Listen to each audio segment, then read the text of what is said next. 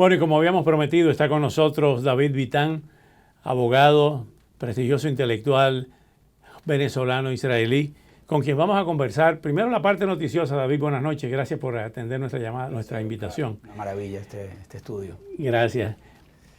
Ha regresado a Medio Oriente para impulsar un acuerdo de paz, un cese al fuego. ¿Crees que estamos lejos o cerca de esa posibilidad? Creo que estamos más cerca que antes. Esta es la visita número 11 del secretario Blinken al Medio Oriente, una visita que lleva mucha esperanza en este momento. Mucha esperanza porque tanto Hamas como Hezbollah se encuentran debilitados después de los últimos golpes que ha dado Israel, con el tema de los Viper, con la caída, con el asesinato de cabezas importantes, Sinwar sobre todo, y Nasrallah.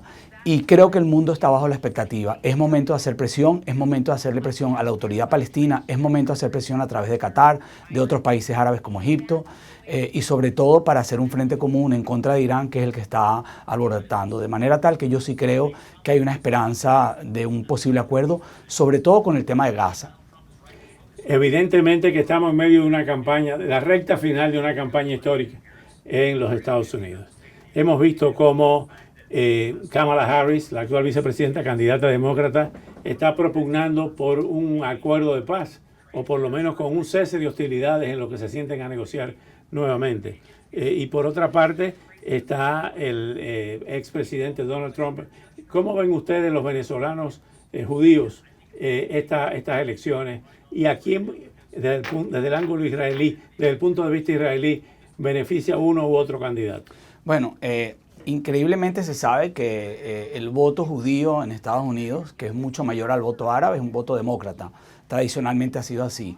Desde mi punto de vista, yo creo que en este momento las posiciones que ha tenido el presidente Trump favorecería mucho más un acuerdo más rápido en el Medio Oriente por la influencia que tiene en los países árabes, por la presión que ha tenido sobre algunos mandatarios en ese mundo, sobre su firmeza y su disposición que ha tenido con el tema de los acuerdos de Abraham, y porque es respetado mucho más que lo que ha ocurrido con esta administración.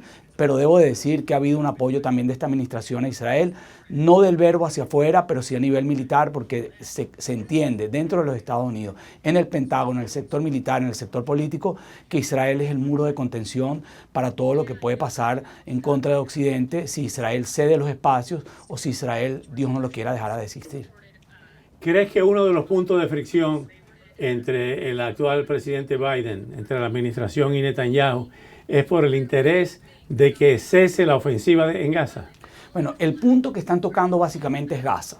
Ahora, en Gaza lo que están pidiendo es que se permita llevar un poco más de ayuda humanitaria. Oscar, 1 billón de kilos han entrado en ayuda humanitaria. 1.000 millones. 1.000 millones de kilogramos de ayuda humanitaria han entrado. Para que tengas una idea, se ha movido cualquier cantidad de agua. O sea, el agua promedio que hay para consumir en Gaza es superior a la que consume, por ejemplo, un ciudadano israelí. Y así como ello, cada vez que se va a hacer alguna actuación, 43 millones de mensajes de texto cada vez que se va a atacar un objetivo. Entonces yo lo que creo que ya tanta presión sobre Israel, hay que poner presión sobre la autoridad palestina y sobre los terroristas de Hamas. Si ellos no disparan, Israel va en un momento determinado a quedarse como vigilante y tratar de ubicar con el mundo occidental y con el mundo árabe un liderazgo que pueda servir. Creo que se está hablando del señor Daglan, que es una persona que se encuentra en este momento en Emiratos Árabes, es una persona civil que cuenta con el apoyo de los civiles en Palestina. Y sin embargo, todo pasa también por involucrar a Abbas, porque si estamos reconociendo un Estado Palestina, no estamos reconociendo a dos países, Gaza por un lado, ¿ok? Y por otro lado Cisjordania. No pueden haber violines, bailarinas, centros comerciales, fiestas en Cisjordania y que Israel siga haciendo el trabajo con el tema del terrorismo en Hamas. Así, de modo tal que yo pienso que es momento de sentar también a la autoridad palestina en un momento determinado y también enseñarle al mundo lo que los israelíes le están enseñando a los norteamericanos permanentemente, porque tienen dentro del comité de guerra a militares estadounidenses y ven que hay una respuesta a un cohete que salió desde un punto específico. Lo mismo está pasando con el lado de Líbano, que también podemos comentar al respecto. ¿Cómo no? Antes de pasar con el Líbano, ¿quién se va a encargar de la reconstrucción de la Franja de Gaza? Yo pienso que tiene que venir un liderazgo que no puede ser Abbas, no tiene las herramientas. Abbas es un tipo débil, ya lo ha demostrado cómo ha cedido territorio, es una papa caliente que tiene en este momento Abbas. Abbas también hay gente que está esperando que después de 100 años que viva, o cuando ya no esté Abbas, que va a ser tomado por un líder que tenga mucha más influencia a nivel radical, lo cual perjudicaría. Por eso hace falta en el espacio de Gaza una persona como Daglan, que es un tipo preparado, es un tipo inteligente, con la ayuda de los países árabes y de Occidente, fortalecerlos, ir reconstruyendo Gaza para poder tener un país que viva en fronteras seguras, con un Estado de Israel al lado, que por supuesto también le interesa tener un vecino noble y un vecino amigable. ¿Quién es el sustituto de Sinwar? El sustituto de Sinwar en este momento es un hombre que se llama Ayala. Él se encuentra en Qatar. Es un hombre muy crudo, ¿okay? Es un hombre con mucho más temperamento, que ha estado huyendo, que no tenía la valentía de Sinwar, porque Sinwar, como tú sabes, murió pobre, enfermo y solo en su territorio. Este hombre está desde el aire acondicionado recibiendo todo el financiamiento, que ya sabemos la ruta, lo comentábamos antes del programa. La ruta de financiamiento de Hamas. Sí, ¿cuál correcto. es? Bueno, es muy sencillo. Irán manda petróleo a Siria. En Siria los cataríes tienen unas empresas, venden ese tipo de petróleo porque hay países que tienen bloqueos todavía con Irán. ¿Los cataríes o los sirios? No, los sirios venden el petróleo, lo comercializan a través de compañías cataríes. Ese dinero llega, una parte kosher, como dicen los judíos, al Líbano, ¿ok? Y otra parte va de manera un poco negra a la embajada de Irán en Beirut. Y ahí está el tema, y por eso es que el financiamiento es mayor. O sea que Qatar también tiene la posibilidad de poner orden en ese tema. ¿Pudiera convertirse la guerra del Líbano en una guerra regional? Yo creo que la guerra del Líbano no va a escalar siempre y cuando las represalias que toma Israel con Irán sean unas represalias justas y acomodadas más o menos a lo que ha ocurrido, a los ataques que ocurrió en Israel recientemente, que venían de los proyectiles que venían desde Irán.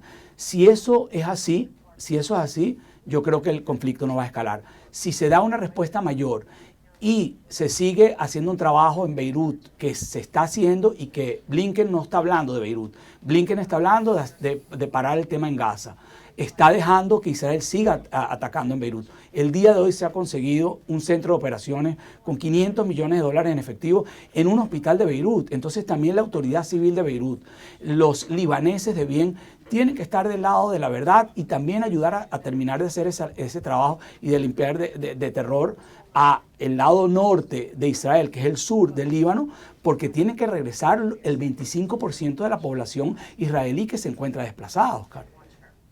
Dejando a un lado los proxies, ¿qué sucedería si finalmente Israel junto a Estados Unidos ataca a Irán? Yo creo que si hay un ataque contundente, yo creo que el mundo va a ser un lugar más seguro. El tema, definitivamente, si hay un ataque directamente contra si Irán. hay un ataque contundente contra Irán y se debilita Irán un poco más y se asfixia paralelamente con la economía, como lo hizo, como el bloqueo que había hecho el presidente Trump en su momento, a Irán le queda un solo telediario. Pero Irán no está respaldada por Rusia, por China y por Corea del Norte. Yo creo que China en este momento está en un tema económico importante. Rusia está metido en una guerra sin salida. Están aspirando que el presidente Trump llegue para poner un poco de orden, para decir te quedas con Sebastopol y vamos a parar ahí, porque son ya casi $400 billones lo que se ha votado en esa guerra, que no ha tenido resultados como la guerra que ha tenido Israel, con la destrucción, la desmovilización de los terroristas, el ataque a la infraestructura, el asfixiamiento al tema económico. O sea, el dinero que está metiendo Estados Unidos en Israel está dando resultados. Se está utilizando para defender y se está utilizando para minimizar la capacidad de los terroristas. Lo que está ocurriendo lamentablemente con Rusia es algo mucho más complicado, mucho más a largo plazo, y que realmente hay que buscar la manera de sentar también a las personas a negociar, los países a negociar. No vemos esa intención tan grande, a pesar de tantos fallecidos, de tener intención de sentar a Ucrania y a Rusia a negociar. ¿Por qué? ¿Por qué tanta insistencia con Israel? Ya vimos lo que pasó con el puesto de Filadelfia. Querían que no entraran a Rafah, en Rafah donde estaba Sinwar y donde se encontraron los túneles. No querían que entraran a Beirut, y en Beirut es donde se están encontrando las bases más importantes. Entonces hay que poner orden, pero el orden pasa pasa definitivamente, como tú dices, por poner a Irán en su sitio. Ahora bien, David, hay que ser realistas. La guerra de la narrativa la han manejado muy bien los que atacan a Israel, los enemigos de Israel. ¿Cómo puede Israel contrarrestar toda esa campaña donde las movilizaciones, incluyendo aquí en Estados Unidos, es de acusar a Israel de genocida? Israel tiene abierto 7 frentes en guerra física. Y el frente más importante, lamentablemente, es la de la media. Y en la media la ha perdido. Yo me acuerdo que hace muchos años estábamos dando una charla en Estados Unidos y estaba un vicecanciller de Israel para América Latina y para América del Norte. Y alguien estaba trayendo un proyecto para hablar sobre las redes sociales y la importancia que hay. Y este hombre contestó textualmente, palabras más, palabras menos: Israel pelea por su soberanía y no por su imagen. Craso error. El dinero que se invierta en redes sociales y en la media definitivamente va a poner de ganador a uno y de perdedor a otros. Estamos en un mundo mediático. Absolutamente. Ahora bien, repito la pregunta, ¿cómo se puede contrarrestar eso desde el lado israelí? Bueno, Israel, lo que pasa, Oscar, es que tiene que jugar limpio porque es una nación democrática y abierta. Si tú ves, por ejemplo, cómo respetaron el cuerpo de Sinwar después de haber sido dado de baja, cómo lo envolvieron en una bolsa y cómo seguramente le entregaron a la familia, que pudieran haber hecho como lo hicieron los norteamericanos con Bin Laden, ¿okay? De lanzarlo a armar para que no haga un mausoleo. Si Israel utilizara su tecnología definitivamente para atacar a todos los bots, para atacar toda la publicidad que hay, no de una forma tan legal, sino de una forma más agresiva, créeme que esto estuviera en otra posición distinta. David Vitan, muchísimas gracias por atender nuestra invitación. A todos ustedes los invitamos a seguir viendo este programa a través de todas las plataformas, desde la plataforma originaria, Oscar Aza Global. Buenas noches.